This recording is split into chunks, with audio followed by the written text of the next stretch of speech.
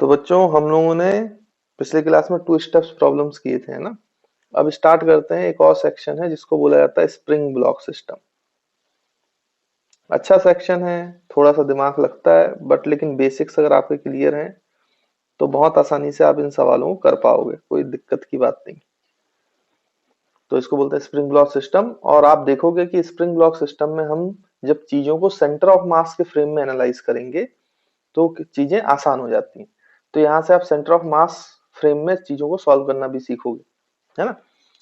तो दोनों काम हो जाएंगे हमारे। अब जो ये स्प्रिंग ब्लॉक सिस्टम है, अगर मैं आपसे बोलूं तो इसकी तीन वैरायटी है जिससे सवाल पूछे जाते हैं। तीन वेरिएशन है इसमें, है ना। तो वो हम वन बाई वन लिख लेते हैं। तो जो पहला वेरिएशन है उसमें जब आपको सवाल पूछा जाएगा तो जो सेंटर ऑफ मास होगा वो रेस्ट पे होगा। तो centre of mass is at rest, मतलब स्प्रिंग ब्लॉक सिस्टम है, सेंटर ऑफ मास रेस्ट पे रहेगा। सेकेंड वैरायटी में क्या होगा कि स्प्रिंग ब्लॉक सिस्टम होगा लेकिन सेंटर ऑफ मास भी मूव कर रहा होगा और centre of mass is moving with constant velocity, और वो कांस्टेंट वेलोसिटी के साथ मूव करेगा, कांस्टेंट वेलोसिटी। और जो इसमें सबसे अच्छी वैरायटी है और जो सबसे टफ मानी जाती है उसमें सेंटर ऑफ मास को एक्सेलरेट भी कराया जाएगा। तो centre of mass is moving with acceleration.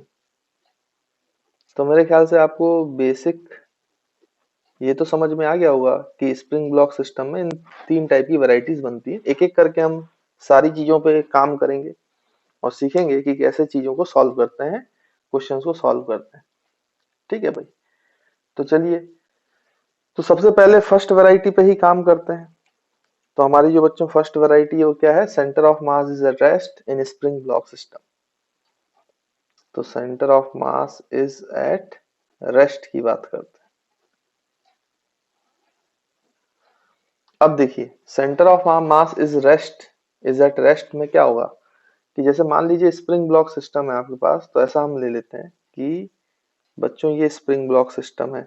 यहाँ पे आपने ब्लॉक ले लिया और इसका मास m1 मान लिया, फिर यहाँ पे स्प्रिंग ले ली बीच में और यहाँ पे दूसरा ब्लॉक ले लिया जिसका मास m2 है और स्प्रिंग का स्प्रिंग कांस्टेंट मान लो k है।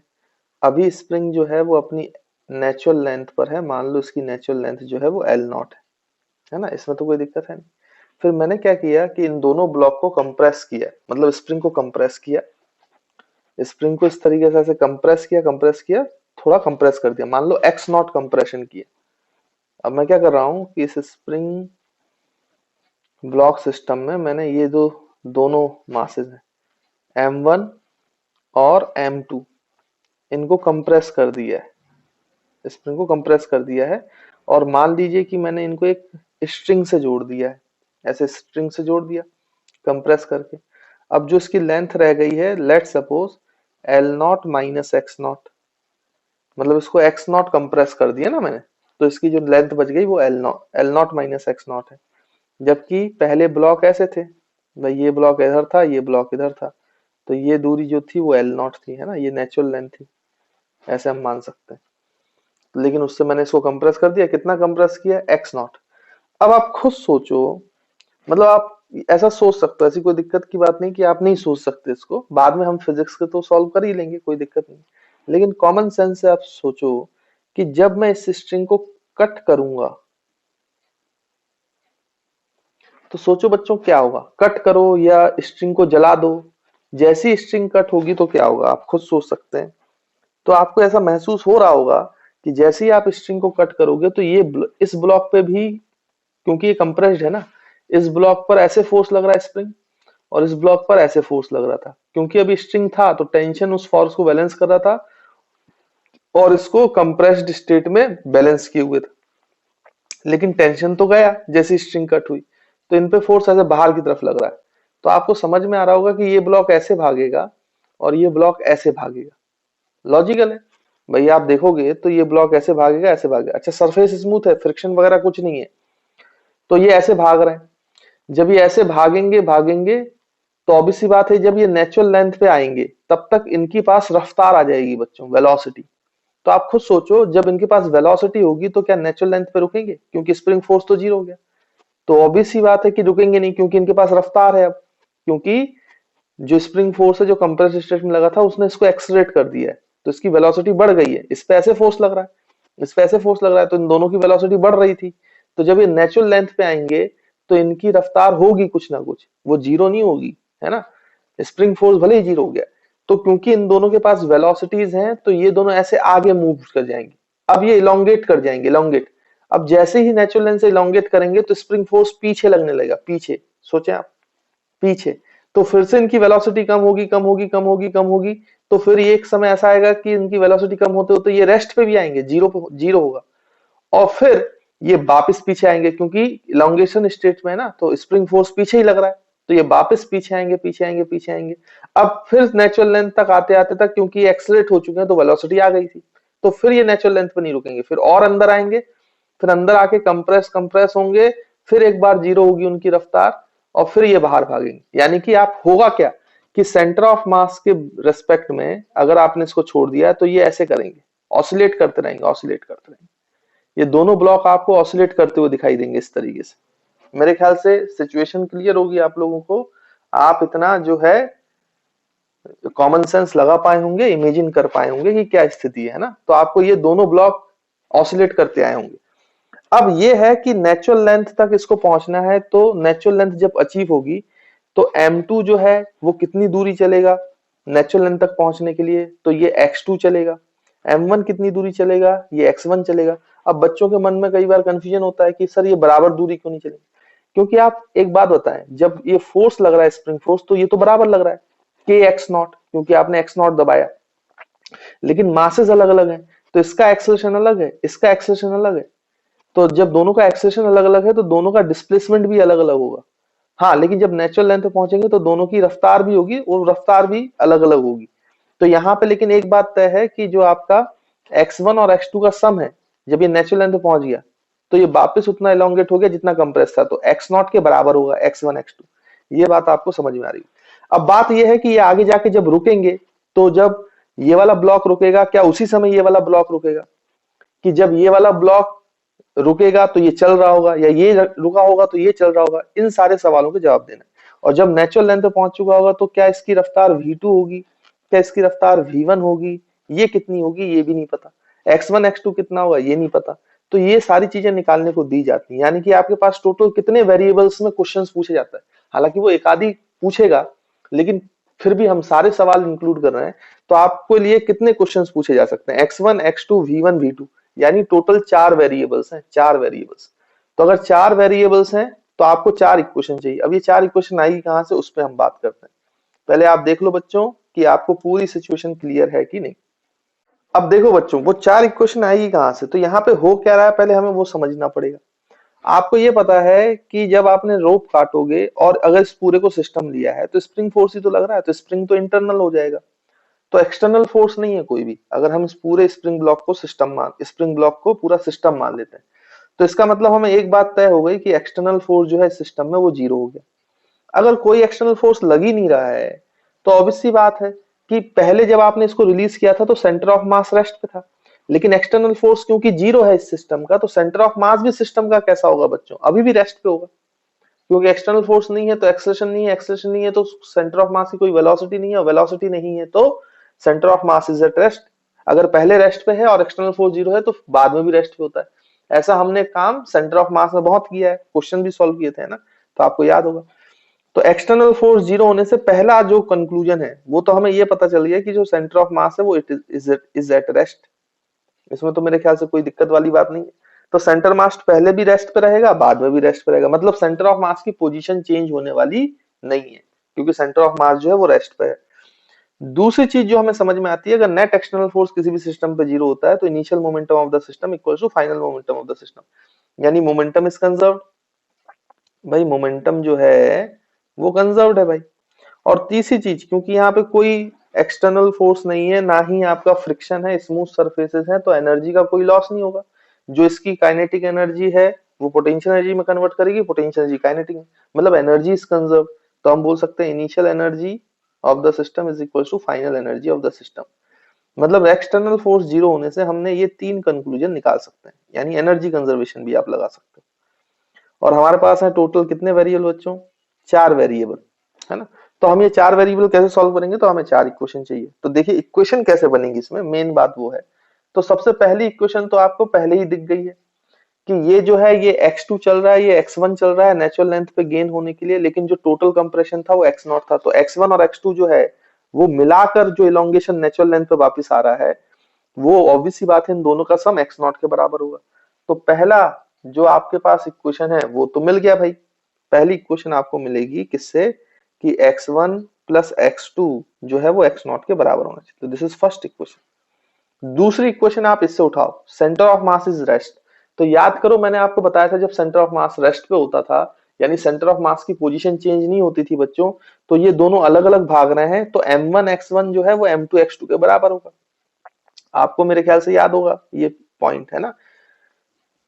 तो m1 x1 जो है वो किसके बराबर होना चाहिए बच्चों, m2 x2। ये तब आता है जब सेंटर ऑफ मास रेस्ट पे होता है। ये बात हमें समझ में आ गई।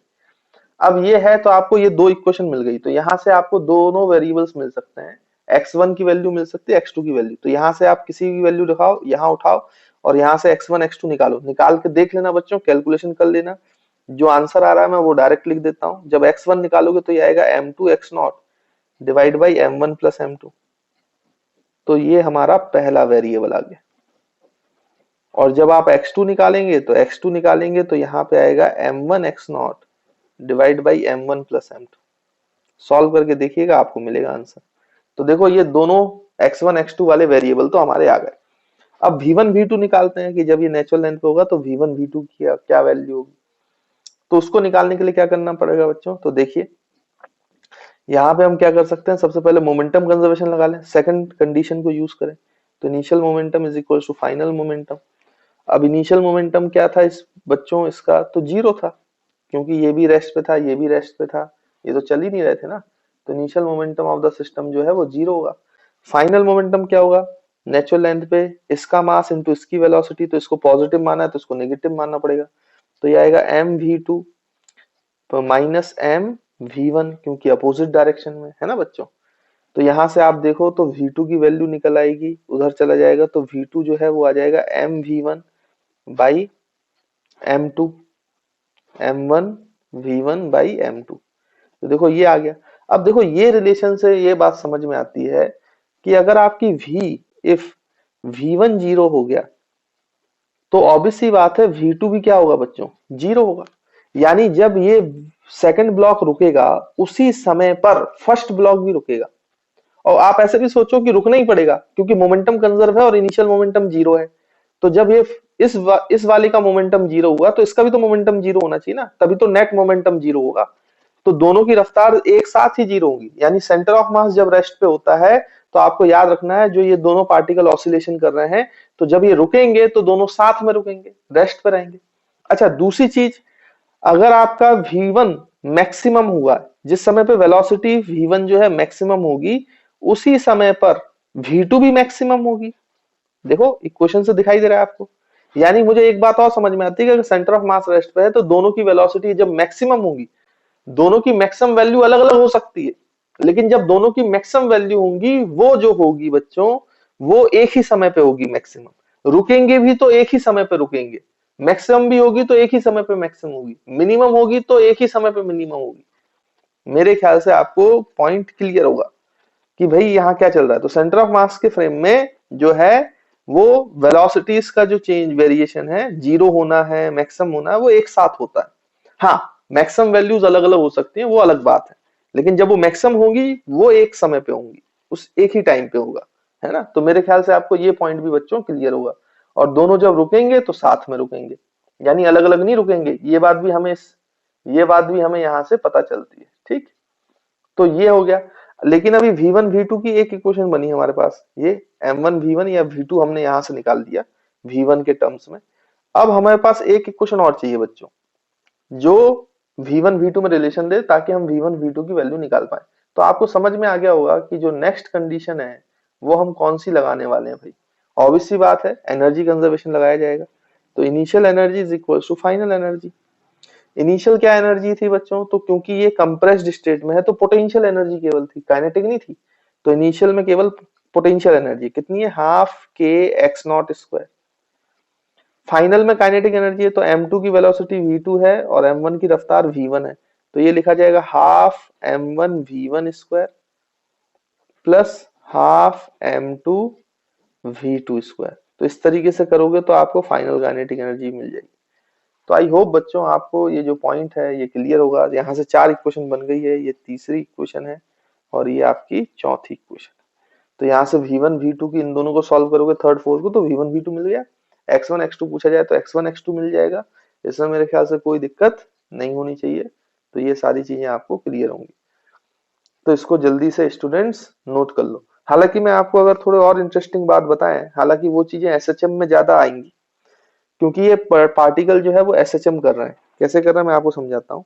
आप देखो तो सेंटर ऑफ मास पे बैठ, सेंटर ऑफ मास तो रेस्ट पे है, चाहे ग्राउंड से देखो या सेंटर ऑफ मास पे बैठ जाओ, तो आपको ये समझ में आ रहा होगा कि ये जो पार्टिकल है, जब आपने यहां से रिलीज किया तो ये पार्टिकल ऐसे आगे गया, फिर वेलोसिटी आया, फिर ये बीच आगे जाके रुकेगा, फिर ये वापस आएगा, फिर ये ऐसे जाएगा, फिर ये ऐसे ऐसे करता रहेगा। तो ये जो इस तरीके से एक ये जो नेचुरल लेंथ है ये मीन पोजीशन हो जाएगी बच्चों, जिसके अबाउट ये ऑसिलेशन कर रहा है।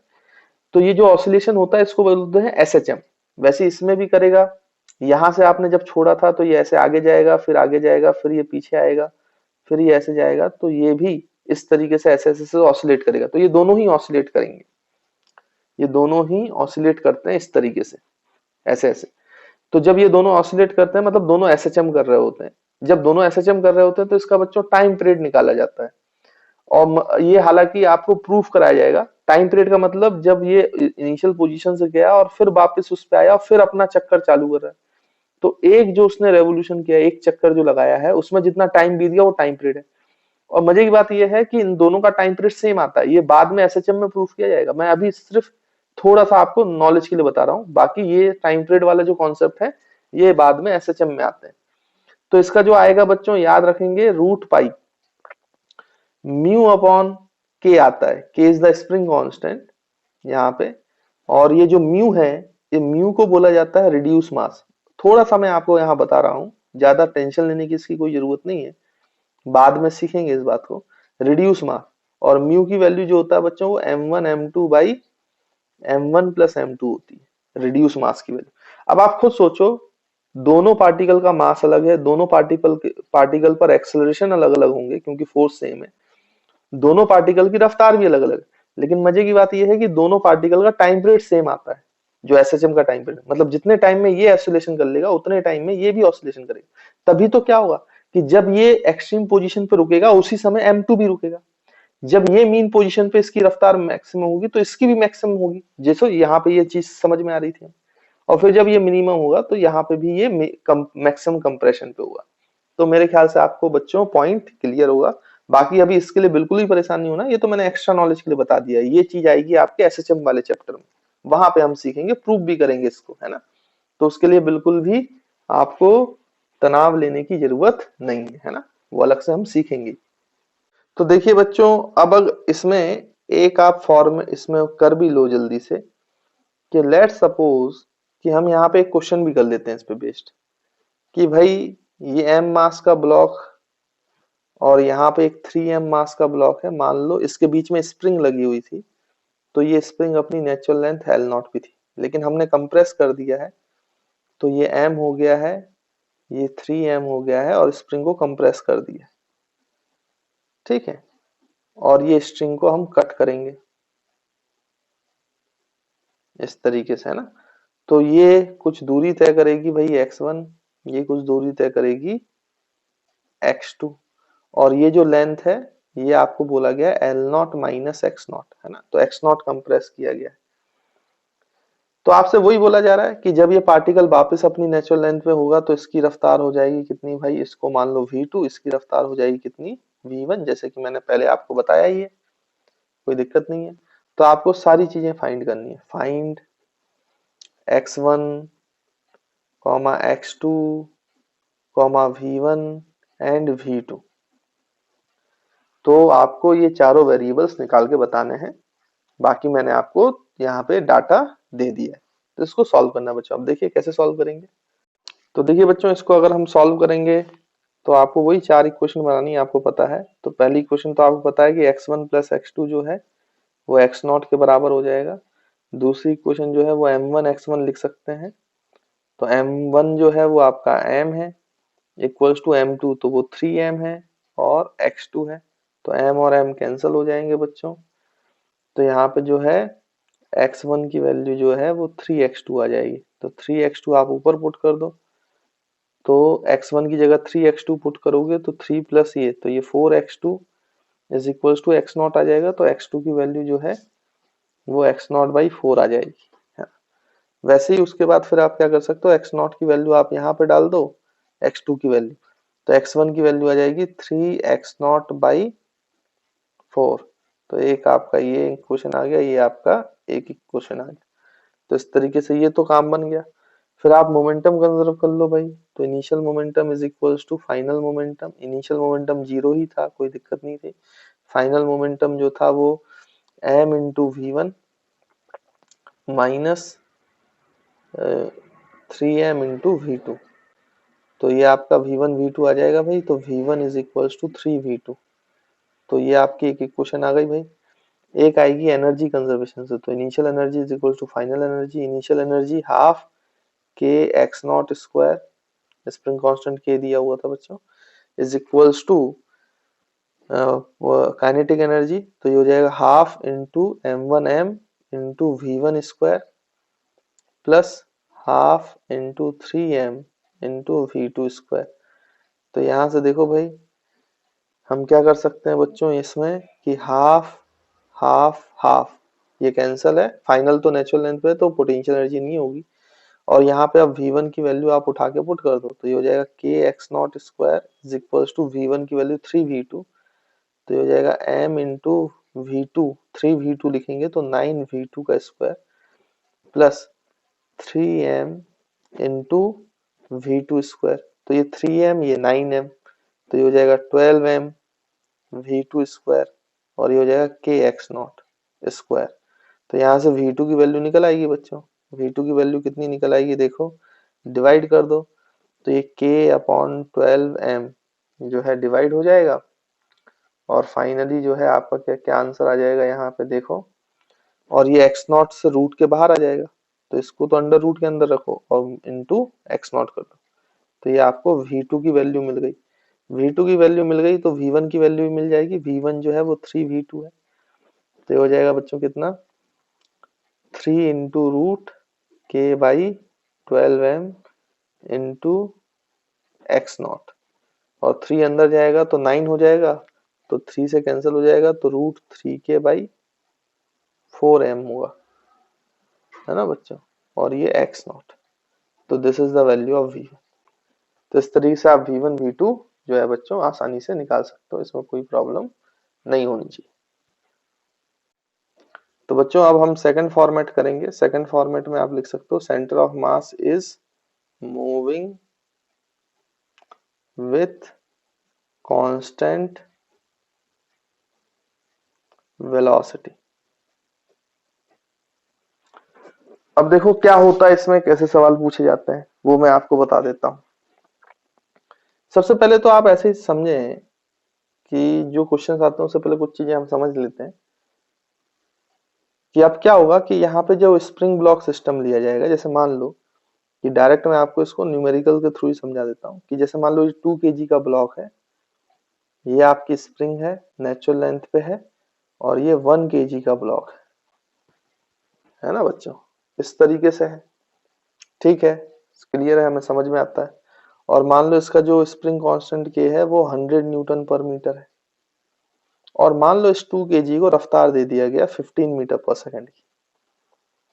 तो आपसे ये बोला गया कि find the maximum velocity, find the, या फिर रेंज ऑफ वेलोसिटी निकालो, range of speed of 2 kg and 1 kg block. तो आपको बताना है कि 2 kg ब्लॉक और 1 kg ब्लॉक की स्पीड बताओ, रेंज बताओ स्पीड की, कि स्पीड की क्या रेंज होगा, 2 kg का मिनिमम स्पीड क्या होगा, मैक्सिमम क्या होगा, 1 kg का मिनिमम स्पीड क्या होगा, मैक्सिमम स्पीड क्या होगा। तो ये आपसे पूछा जा रहा है, लेट्स सपोज, है ना। तो अब हम इसको कैसे निकालेंगे भाई, कैसे करेंगे सॉल्व। तो क्या है कि आप तो पहले ये देखो कि अगर आप ध्यान से देखें तो ये दोनों हमेशा मोशन में रहेंगे, क्योंकि ये जा रहा है। तो यहाँ पे आप चाहें तो सेंटर ऑफ मास की वेलोसिटी निकालेंगे। तो याद करो क्या होता था बच्चों, सेंटर ऑफ मास की वेलोसिटी का फॉर्मूला 2 इंटू 15, मतलब m1 into v1 plus m2 into v2 by m1 plus m2, ऐसे निकाल सकते हो ना। जब आप वेलोसिटी ऑफ सेंटर ऑफ मास निकालोगे तो वो कांस्टेंट वेलोसिटी आएगी, ये बात तो तय है, इसमें तो कोई दिक्कत नहीं है। तो कांस्टेंट वेलोसिटी के साथ सेंटर ऑफ मास चल रहा होगा, क्योंकि नेट एक्सटर्नल फोर्स 0 है। तो जो वेलोसिटी एक बार सेंटर ऑफ मास के आएगी तो सेंटर ऑफ मास तो उसी वेलोसिटी से चल रहा है हमेशा, वो चेंज नहीं होगी। लेकिन इनकी वेलोसिटी तो चेंज होगी ना, इन दोनों की, क्योंकि आप भाई आप देखो तो ये 2 kg वाला है, ये इसको कंप्रेस करेगा, कंप्रेस करेगा तो जो 1 kg वाला ब्लॉक है उस पे फोर्स ऐसे लगेगा, और इस पे फोर्स 2 kg पर ऐसे लगेगा पीछे की तरफ। तो अब इसकी रफ्तार बढ़ेगी और इसकी रफ्तार घटेगी, लेकिन क्योंकि अभी भी इसकी रफ्तार ज्यादा है तो ये और कंप्रेस होगा, और कंप्रेस होगा। सोचिए आप, और कंप्रेस होगा ना, फिर इसकी रफ्तार और बढ़ेगी, इसकी रफ्तार और घटेगी। तो फिर और जब तक इसकी रफ्तार ज्यादा है तब तक ये कंप्रेशन स्टेट में ही होगा, ग्राउंड फ्रेम में अगर सोचें। मतलब ये दोनों आगे भी जा रहे हैं और ये कंप्रेस होता जा रहा है, क्योंकि 2 kg वाले की ब्लॉक जो है उसकी रफ्तार ज्यादा है। ये तब तक होगा जब तक इसकी रफ्तार बढ़ते बढ़ते और इसकी रफ्तार घटते घटते दोनों बराबर ना हो जाए। जब दोनों बराबर हो जाएंगे तो इनका बीच का कंप्रेशन जो है वो अपने मैक्सिमम स्टेज पे होगा। उसके बाद फिर क्योंकि इस पे फोर्स ऐसे ही लग रहा है और इस पे पीछे ही लग रहा है, तो इसकी रफ्तार और घटेगी 2 kg वाले की, इसकी रफ्तार और बढ़ेगी। तो फिर इन दोनों के बीच में सेपरेशन बढ़ेगा, तो फिर ये नेचुरल लेंथ की तरफ मूव करेगा। मेरे ख्याल से क्लियर है कि क्या हो रहा है। लेकिन सोचो ये ग्राउंड फ्रेम के, तो ग्राउंड फ्रेम में कितना खतरनाक है इसको सोचना। अब ये चल रहे हैं और इनकी रफ्तार भी चेंज हो रही है, तो इनकी रेंज बतानी है कि कम से कम स्पीड कितनी हो सकती है और ज्यादा से ज्यादा क्या हो सकती है। अब थोड़ा ग्राउंड फ्रेम में इसको सोचना टफ हो जाता है बच्चों, है ना। इसलिए आप एक काम करिए, इसमें सेंटर ऑफ मास के फ्रेम में चले जाइए, तो वहां पे सोचना बहुत आसान हो जाएगा। सेंटर ऑफ मास पे ही बैठ जाओ ना। जब आप सेंटर ऑफ मास पे ही बैठ जाओगे तो आपको ये जो दोनों ब्लॉक है, मतलब सेंटर ऑफ मास रुक रुक जाएगा और सेंटर ऑफ मास रेस्ट पे आ जाएगा। तो फिर ये ब्लॉक आपको पता है कैसे दिखाई देंगे, एसएचएम करते हुए, तब इनके बारे में सोचना थोड़ा आसान हो जाएगा। अब सेंटर ऑफ मास की वेलोसिटी इसलिए निकालनी है हमें, तो हम सेंटर ऑफ मास की वेलोसिटी निकाल लेते हैं फिर। तो सेंटर ऑफ मास की वेलोसिटी हो जाएगी कितनी भाई, यहाँ पे निकालेंगे तो velocity of centre of mass is equals to 2 kg into 15 plus 1 kg into इसकी रफ्तार 0 डिवाइड बाई टोटल मास, तो 1 kg इंटू 2 kg 3, तो 3 और 5, ये 15 कैंसिल हो जाएगा तो ये 5 आएगा, 5 इंटू 2। तो वेलोसिटी ऑफ सेंटर ऑफ मास आया 10 मीटर पर सेकंड, जो कि कांस्टेंट वेलोसिटी है। ये वेलोसिटी कैसी होगी बच्चों, कांस्टेंट, क्योंकि बिकॉज बिकॉज जो नेट एक्सटर्नल फोर्स है सिस्टम पे वो कितना है, 0। एक्सटर्नल फोर्स थोड़ी ना लगा है, इसलिए ये कांस्टेंट रहेगी। अब आप क्या करो कि सेंटर ऑफ मास पे ही बैठ जाओ। जब सेंटर ऑफ मास पे बैठोगे तो इसकी वेलोसिटी आपको अलग दिखाई देगी, इसकी अलग दिखाई देगी। भाई क्या होगा कि आप यहाँ पे सेंटर ऑफ मास पे ही बैठ जाओगे। ये ब्लॉक लिया आपने 2 kg का, ये ब्लॉक लिया 1 kg का, और आप किस पे बैठ गए बच्चों, सेंटर ऑफ मास पे। मान लो इनका सेंटर ऑफ मास यहाँ कहीं था, ये सेंटर ऑफ मास था, तो आप सेंटर ऑफ मास पे ही बैठ गए। तो सेंटर ऑफ मास खुद कैसे आ जाएगा बच्चों, रेस्ट पर। ये हम सेंटर ऑफ मास फ्रेम पे बोल रहे हैं अब, क्योंकि यहाँ पे इसको सोचना आसान होगा, सेंटर ऑफ मास फ्रेम। तो सेंटर ऑफ मास फ्रेम खुद रेस्ट पे हो गया। अच्छा, सेंटर ऑफ मास की जो वेलोसिटी थी यहाँ पे सेंटर ऑफ मास की, वो राइट की तरफ थी कितनी बच्चों, 10 मीटर पर सेकंड। तो ये अपनी वेलोसिटी उल्टी करके ब्लॉक देगा, रिलेटिव लगाओगे ना, तो ब्लॉक की वेलोसिटी जो है सेंटर ऑफ मास के फ्रेम में, इसको अपोजिट करके दे दो भाई आपको, क्योंकि पता है कि velocity of particle with respect to centre of mass is equal to velocity of particle plus velocity of particle minus velocity of centre of mass. तो अगर इस पार्टिकल का चाहिए तो वेलोसिटी ऑफ पार्टिकल में सेंटर ऑफ मास की velocity को उल्टा करके जोड़ना पड़ेगा, नेगेटिव। अरे भाई ये पता है ना हमें। और अगर हम ग्राउंड फ्रेम में देखें तो वेलोसिटी ऑफ पार्टिकल क्या हो जाएगी, velocity of particle with respect to centre of mass, और velocity of centre of mass जो खुद की है, सेंटर ऑफ मास की वेलोसिटी, हम ऐसे लिख सकते हैं, इसमें तो कोई दिक्कत है नहीं। तो अभी इस पार्टिकल की वेलोसिटी सेंटर ऑफ मास है, तो 10 को उल्टा करके दे दो, तो यहाँ पे -10 होगा, तो 15 - 10 मतलब इसकी रफ्तार आगे की तरफ बचेगी 5 मीटर पर सेकंड। और इसको उल्टा करके 1 kg को दोगे तो सेंटर ऑफ मास पे बैठ के देखने पर ये आपको ब्लॉक चलता हुआ नजर आएगा। कितने से चलता हुआ नजर होगा, कितने से चलता हुआ नजर आएगा, 10 मीटर पर सेकंड पीछे की तरफ। तो ये ब्लॉक ऐसे भागते हुए नजर आ रहा है, एक ब्लॉक ऐसे भागते हुए नजर आ रहा है, क्योंकि अब ये अपने नेचुरल लेंथ पे है। तो आपको याद करो, मैंने बताया था जब सेंटर ऑफ मास रेस्ट पे होता है तो ये दोनों ब्लॉक रुकेंगे भी साथ में, क्योंकि मोमेंटम 0 है और सेंटर ऑफ मास तो रेस्ट पे है। तो ये साथ में रुकेंगे, एसएचएम करेंगे। अब ये ब्लॉक ऐसे ऐसे करते हुए दिखाई देंगे आपको। अब आप ग्राउंड फ्रेम में सोचोगे तो ये आगे भी चल रहे थे, लेकिन सेंटर ऑफ मास पे बैठ गए तो रेस्ट पे आ गए, तो रेस्ट पे ये ब्लॉक केवल क्या करते हुए दिखाई देंगे बच्चों, एसएचएम एसएचएम एसएचएम। तो ये नेचुरल लेंथ पे तो ये मीन पोजीशन आ जाती है ना, ये हमने पढ़ा है जब सेंटर ऑफ मास रेस्ट पे रहता है। तो यहाँ पे इन ब्लॉक्स की वेलोसिटी मैक्सिमम होती थी, लेकिन ये वेलोसिटी मैक्सिमम कब है जब आप सेंटर ऑफ मास फ्रेम में देख रहे हो, सेंटर ऑफ मास फ्रेम में, मतलब ये मैक्सिमम वेलोसिटी है v1 v2 मैक्सिमम। तो अगर आपको मैक्सिमम वेलोसिटी ग्राउंड फ्रेम में चाहिए, क्योंकि रेंज पूछा है तो ग्राउंड फ्रेम में पूछा है, तो रेंज के लिए क्या करना पड़ेगा बच्चों, आप खुद सोचो। 2 kg की मैक्सिमम, अब क्योंकि सेंटर ऑफ मास की वेलोसिटी तो कांस्टेंट है, तो पार्टिकल की वेलोसिटी जो है वो सेंटर ऑफ मास की वेलोसिटी प्लस पार्टिकल की velocity with respect to centre of mass, क्योंकि यहां पे ही ये मैक्सिमम है। ये तो सेंटर ऑफ मास क्या है बच्चों, सेंटर ऑफ मास की वेलोसिटी कांस्टेंट है। इसका मतलब जब ये मैक्सिमम होगा तो पार्टिकल की वेलोसिटी भी ग्राउंड फ्रेम में मैक्सिमम होगी। तो अगर हम 2 kg के लिए देखें कि 2 kg के लिए मैक्सिमम स्पीड क्या हो सकती है, तो सोचो सेंटर ऑफ मास की रफ्तार जो है वो राइट डायरेक्शन में है और इसकी मैक्सिमम वेलोसिटी भी राइट ही डायरेक्शन में, तो मैक्सिमम वेलोसिटी जो इसकी हो सकती है 2 kg की, वो 15 हो सकती है। तो इसकी हो जाएगी 5 + 10 जब दोनों सेम डायरेक्शन में होंगे, क्योंकि 5 जो है इसकी मैक्सिमम है with respect to centre of mass, और सेंटर ऑफ मास खुद की कितनी है 10, तो मैक्सिमम जो ग्राउंड फ्रेम में हो सकता है वो 15 मीटर पर सेकेंड है। समझे इस बात को। और जो मिनिमम हो सकता है बच्चों, मिनिमम स्पीड वो कितना हो सकता है, सोचो। अब ये इसकी डायरेक्शन ऐसी हो जाए जो मैक्सिमम अपोजिट डायरेक्शन में हो जाए ना, वेलोसिटी पार्टिकल की मैक्सिमम जो है वो अपोजिट डायरेक्शन में हो जाए, और सेंटर ऑफ मास की आगे की तरफ है, तो 10 - 5, तो अब ये कितनी हो जाएगी 5 मीटर पर सेकंड। यानी velocity of speed of 2 kg जो है, अगर हम स्पीड की बात करें तो वो किससे बड़ी होगी, 5 मीटर पर सेकंड। मतलब कभी भी 5 मीटर पर सेकंड से 2 kg की रफ्तार ग्राउंड फ्रेम में कम ही नहीं होगी। सेंटर ऑफ मास के फ्रेम में रुकेगा 2 kg, लेकिन ग्राउंड फ्रेम में कभी भी उसकी रफ्तार 5 से नीचे नहीं होगी। वैसे ही कभी भी उसकी रफ्तार 15 से ऊपर नहीं होगी, 15 से कम रहेगी। यानी कि 2 kg की वेलोसिटी या स्पीड जो है वो ग्राउंड फ्रेम में हमेशा किसके बीच में लाई करेगी, 5 मीटर से लेकर 15 मीटर पर सेकंड तक, 5 मीटर पर सेकंड से लेकर 15 मीटर पर सेकंड।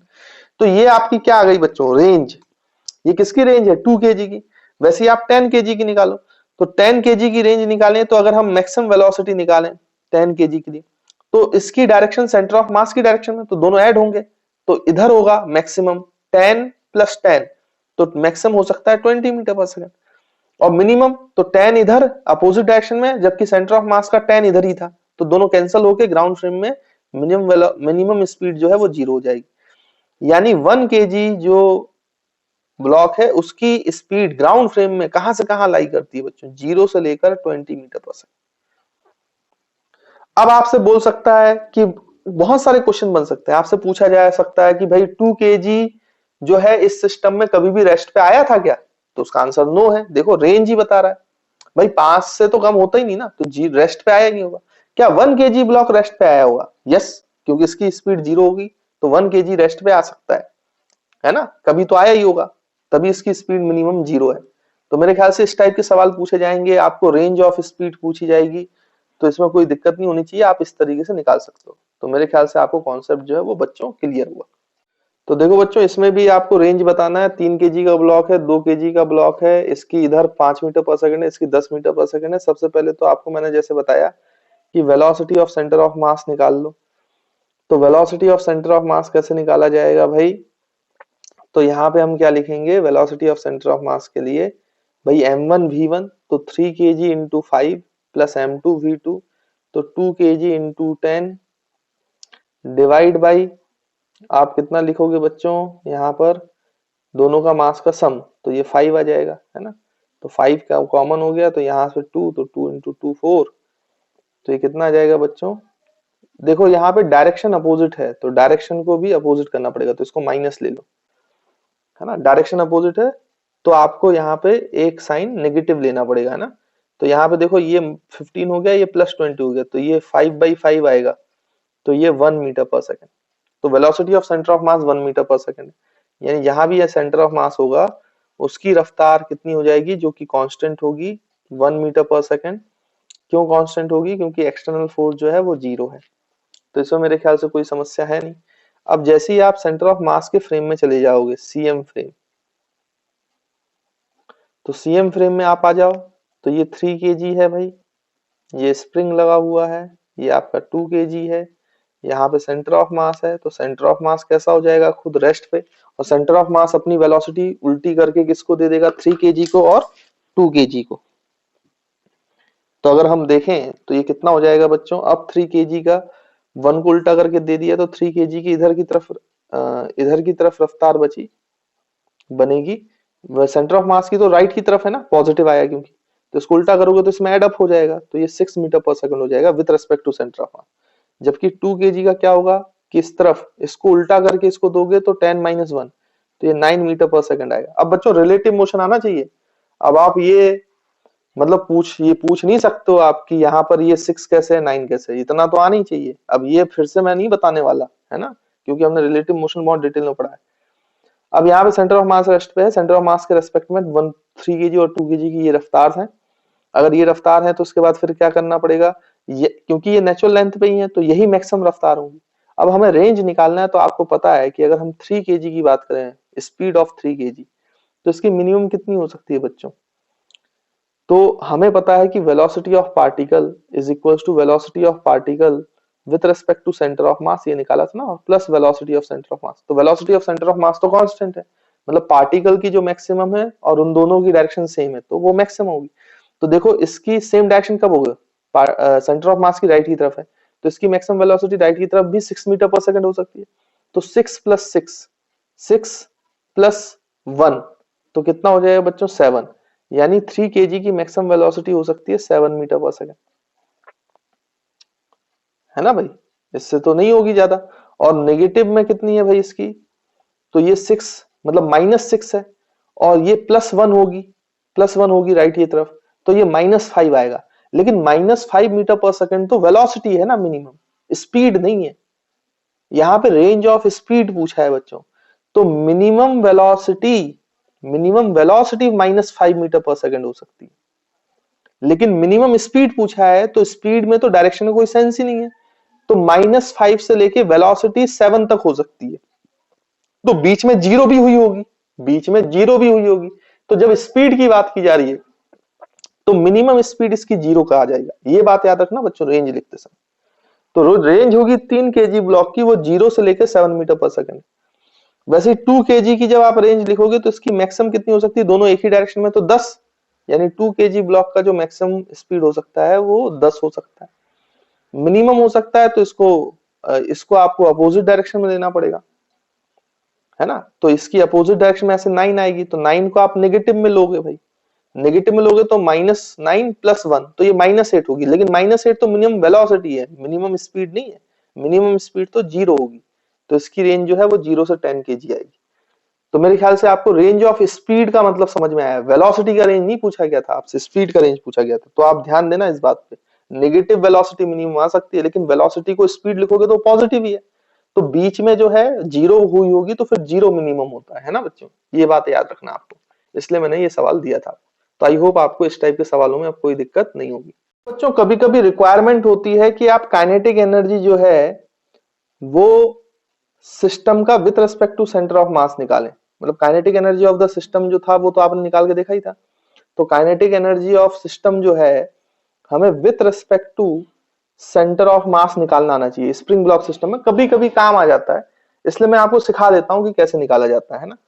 अब याद करो, जब मैंने आपको बताया था कि कोई भी सिस्टम ऑफ पार्टिकल होता है ना, उसमें बहुत सारे ऐसे पार्टिकल्स होते हैं, तो अगर आपको इसके काइनेटिक एनर्जी ऑफ सिस्टम लिखना है, मतलब ग्राउंड फ्रेम में, मैं सेंटर ऑफ मास के रेस्पेक्ट में नहीं बोल रहा हूँ, ग्राउंड फ्रेम में अगर आपको लिखना है, अभी यहाँ पे लिखना मैं सिखा दूंगा kinetic energy of system with respect to centre of mass, वो अलग चीज है।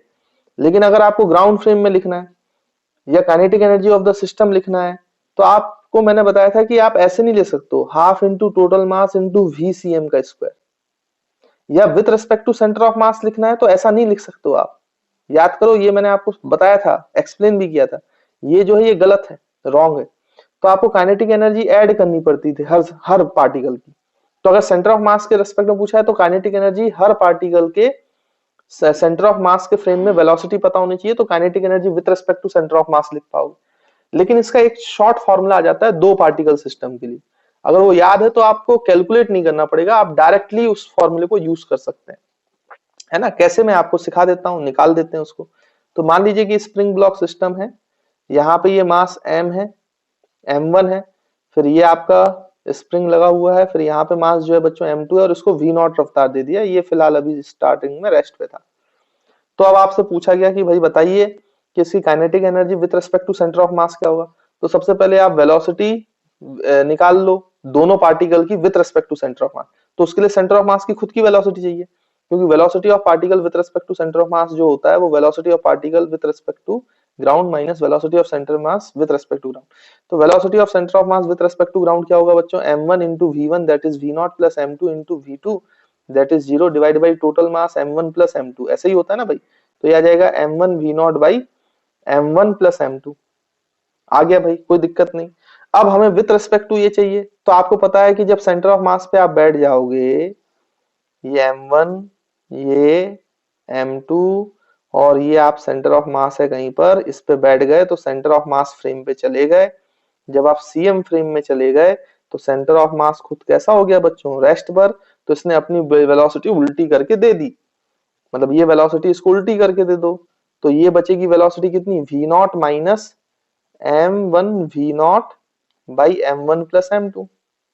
तो जब आप इसको निकालोगे तो बच्चों ये वेलोसिटी कितनी आएगी, देखो निकालो इसको। तो इसको सॉल्व करोगे तो m1 v1 v0 और m1 v0 कैंसिल हो जाएगा, तो m2 v0 बचेगा। तो ऊपर बचेगा m2 v0 by m1 plus m2। लो ये बचा। अब इसके बाद इसको भी उल्टा करके दे दो वेलोसिटी, तो इसको तो रेस्ट पे थी तो इसको इसे उल्टे करके दे दिया, तो इसकी वेलोसिटी तो वही आएगी भाई। कितना आ जाएगा ये बच्चों वेलोसिटी जो आपके सेंटर ऑफ मास की, date is m1 v0 by m1 plus m2। तो मेरे ख्याल से इसमें कोई दिक्कत नहीं है। अब क्योंकि आप स्पीड निकाल चुके हैं सेंटर ऑफ मास के फ्रेम में, तो काइनेटिक एनर्जी ऑफ सिस्टम जो है वो सेंटर ऑफ मास के फ्रेम में लिख सकते हो, kinetic energy of system with respect to centre of mass. तो कैसा लिख सकते हो बच्चों, half m m1 v1 square, और v1 with respect to centre of mass देखो वो वैल्यू है हमारे पास, plus half m2 v2 square, तो वो भी हम लिख सकते हैं। तो कितना हो जाएगा, यहाँ पे रखें वैल्यूज। तो हाफ m1 v1 की वैल्यू है कितनी बच्चों, m2 v0 upon m1 plus m2 का whole square, plus half m1 m2, और v2 जो है वो है कितना बच्चों, m1 v0 by m1 plus m2 का होल स्क्वायर। अब अगर आप ध्यान से देखो तो इसमें आएगा ये m2 स्क्वायर, तो m1 m2, और इसमें आएगा m1 स्क्वायर, तो यहाँ भी m1 m2, तो m1 m2 m1 m2 common आ जाएगा, v0 स्क्वायर भी कॉमन आ जाएगा, और यहाँ पे m1 प्लस m2 का होल स्क्वायर भी कॉमन आ जाएगा। तो देखो क्या क्या कॉमन आ रहा है बच्चों, यहाँ पे हम लिखते हैं डायरेक्ट। तो यहाँ पे कॉमन आ गया हाफ m1 m2 कॉमन आ रहा है, तो m1 into m2 divide by नीचे से क्या कॉमन आ रहा है भाई, m1 प्लस m2 का होल स्क्वायर, और v0 स्क्वायर भी कॉमन आ गया। अंदर क्या बचा केवल, ध्यान से देखो, तो यहां से m2 स्क्वायर था तो m2 बचा केवल, और यहाँ पे m1 स्क्वायर था तो एक m1 बाहर चला गया तो यहाँ पे m1 बचा। देखो आप, यही तो बचा है। तो ये m1 m2 और ये m1 m2 कैंसिल। तो जो काइनेटिक एनर्जी ऑफ सिस्टम जो है बच्चों with respect to centre of mass, इसको लिखा गया half into m1 into m2 by m1 plus m2 into v0 square. और ये जो बच्चों चीज है m1 m2 upon m1 plus m2, ये हमेशा आता है ऐसी। तो इसको एक नए टर्मिनोलॉजी बोला गया, इसको बोल दिया गया रिड्यूस मास। तो इसको ऐसे लिखा गया बच्चों, half mu v0 square, where जो ये म्यू है उसको बोला गया रिड्यूस्ड मास, रिड्यूस्ड मास। और ये जो रिड्यूस मास है इसको लिखा गया m1 m2 by m1 plus m2। तो मेरे ख्याल से आपको पॉइंट क्लियर होगा। तो बार बार आपको ये पूरा सॉल्व करने की जरूरत नहीं है, आप तो kinetic energy of system with respect to centre of mass बोले डायरेक्ट डायरेक्ट निकाल दो ना, कोई टेंशन ही नहीं लेना है, कोई भी चिंता नहीं करनी है, डायरेक्ट आप इस तरीके से काइनेटिक एनर्जी निकाल सकते हो। और मैं आपको और बताता हूं, ये तो तब है कि जब ये एक वेलोसिटी दी है आपको v0, लेकिन अगर मान लो कि दोनों ब्लॉक की वेलोसिटी होती तो फिर कैसे लिखते kinetic energy of system, kinetic energy of system with respect to centre of mass. मान लो m1 की v1 वेलोसिटी होती और m2 की v2 वेलोसिटी होती ग्राउंड फ्रेम में, तो फिर कैसे लिखते भाई? फिर आप क्या करते कि ये फॉर्मूला यूज करते kinetic energy of system with respect to centre of mass. लेकिन जब आप इसको सॉल्व करते, जैसे हमने ये सॉल्व किया है, क्योंकि ये बहुत लेंदी हो जाएगा, को मतलब नहीं है, समझ में हमें यहीं से आ जाता है। तो जब हम इसको सॉल्व करते हैं तो ये बात आती है कि half mu into v relative आता है बच्चों, वी रिलेटिव का स्क्वायर। ये फॉर्मूला याद रखना। यानी वी रिलेटिव का मतलब क्या है कि kinetic energy of the system जो है with respect to centre of mass is equal to half mu की वैल्यू आप पता है m1 m2 by m1 plus m2 लिखो, और इंटू वी रिलेटिव मतलब v2 माइनस v1 का होल स्क्वायर। रिलेटिव वेलोसिटी लेना पड़ता है, रिलेटिव वेलोसिटी, दोनों की जो ग्राउंड फ्रेम में वेलोसिटी उसका रिलेटिव ले लो, तो ये v नॉट की जगह रिलेटिव आ जाता है। तो मेरे ख्याल से आपको kinetic energy of the system with respect to centre of mass बच्चों क्लियर होगा। तो इस तरीके से आप इसको लिख सकते हैं। तो मेरे ख्याल से ये पूरा पॉइंट आपको क्लियर होगा, तो इसको जल्दी से नोट करिए। तो देखो बच्चों, जो अभी हमने फॉर्मूला सीखा kinetic energy of the system with respect to centre of mass, वो हम जो अभी कांस्टेंट वेलोसिटी में 2 सवाल किए थे उस पे बेस्ड, उसको भी एक बार देख लेते हैं, चेक कर लेते हैं कि भाई सही चीजें आती हैं कि नहीं आती है ना, वो जरूरी है। तो जैसे ये जो वेलोसिटी थी, स्पीड थी, ये हमने निकाला था ना with respect to centre of mass, भाई यहां से ये निकाला था हमने। तो अब काइनेटिक एनर्जी ऑफ सिस्टम अगर आप निकालें, जो मेन चीज है, जो हमें पता है कि पहले आपने वेलोसिटीज निकाल दी विद रिस्पेक्ट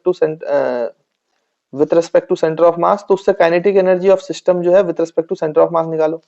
तो हाफ m की वैल्यू बच्चों यहाँ पे 2 है, तो उसकी स्पीड कितनी है with respect to centre of mass? देखो ये हमने 5 लिखी हुई है, तो ये हो जाएगा 5 का स्क्वायर, और plus half into second mass है 1 kg इंटू इसकी speed with respect to centre of mass, तो ये हो जाएगा 10 का स्क्वायर। तो आप ध्यान से देखो, ये 2 कैंसल, और ये 2 ये 100 कैंसल, तो ये 50 आएगा, तो ये 25 प्लस 50 तो ये 75 जूल आ गया।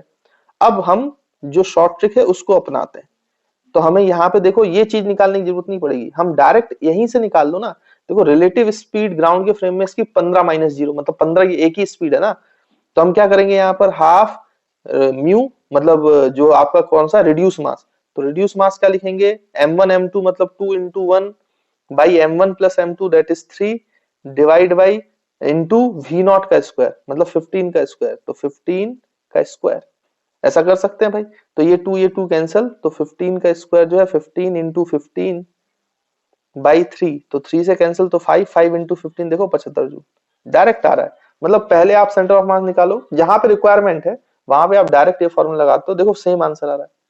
आप चाहे तो ये जो हमने सेकंड क्वेश्चन किया था उसमें भी चेक कर सकते हो, जब दोनों की रफ्तार थी, तो वहां पे रिलेटिव वेलोसिटी से चेक कर लेते हैं। तो पहले मैं आपको नॉर्मल तरीके से निकाल के बता देता हूँ कि kinetic energy of system with respect to centre of mass लिखना है। तो यहाँ पे क्या करोगे कि आपने with respect to centre of mass speed तो निकाल ही ली थी, इसकी 6 इसकी 9, तो हाफ इंटू 3 kg इंटू 6 का square that is 36 plus half into 2 kg into 9 का स्क्वायर दैट इज 81, तो ये 2 कैंसल, ये जो 2 है ये 36 से कैंसिल, तो ये 18 हो जाएगा बच्चों। अब इसको सॉल्व करके देखो, तो 18 जो होगा 4 और ये 5 और प्लस 81, तो हो जाएगा 5 और 8 और 5 जो होता है 13 होता है ना, तो 135 जूल। अब हम उससे निकाल के देखते हैं जो हमने टेक्निक सीखी है। तो kinetic energy of system with respect to centre of mass is half mu reduce mass, reduce mass m1 3 into m2 2 upon 5 है ना, 5 हो जाएगा 3 प्लस 2 और इंटू रिलेटिव, v रिलेटिव था ना, v रिलेटिव, तो रिलेटिव कितना होगा यहां से देखो बच्चों 10 माइनस माइनस 5, 10 माइनस माइनस 5, तो 10 प्लस 5 का स्क्वायर, दोनों अपोजिट डायरेक्शन में। तो यहाँ पे अगर आप निकालोगे तो ये 2 कैंसिल, तो ये 3/5 आ जाएगा, इंटू बच्चों ये हो जाएगा 15, तो 15 का स्क्वायर 15 इंटू 15, तो ये काट दोगे तो ये 5 हो जाएगा,